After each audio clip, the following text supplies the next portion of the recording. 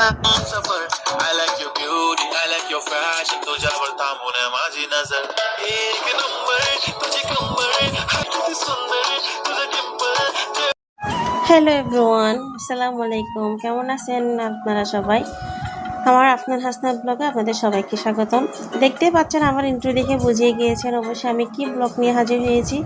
আজকে আমার ব্লগটা হচ্ছে পিঠা বানানো।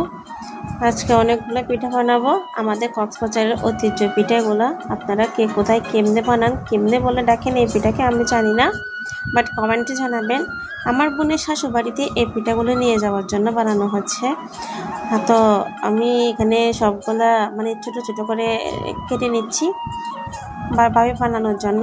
সবাই যেহেতু বাসায় ব্লগার, তাহলে সবাই ভিডিও করতেছে। ওই কাঁঠালের পাতার মধ্যে সুন্দর করে চ্যাপটা করে দিয়ে তারপরে তেলে দেওয়া হয়। ভাবলাম আপনাদের সাথে আমি ভিডিওটা শেয়ার করি। মাশাআল্লাহ দেখতেছেন পিঠাগুলো কেমন বড় বড় ফোলা ফোলা হয়ে একদম হয়েছে, ভালো করে সুন্দর করে হয়েছে। অনেকগুলা পিঠা কিন্তু একসাথে বানানো হচ্ছে বোনের শ্বশুরবাড়িতে নেওয়ার জন্য।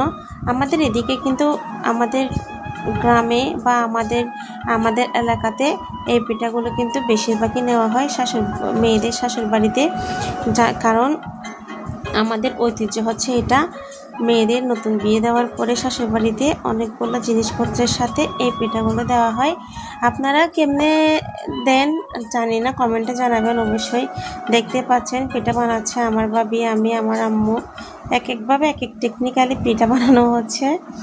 সবাই আমার ভিডিওটি দেখবেন, সবাই সাবস্ক্রাইব করবেন, পাশে থাকবেন, সাপোর্ট করবেন। সবাইকে ভালো থাকবেন। আজকে ব্লগটি এই পর্যন্ত। আল্লাহ হাফেজ।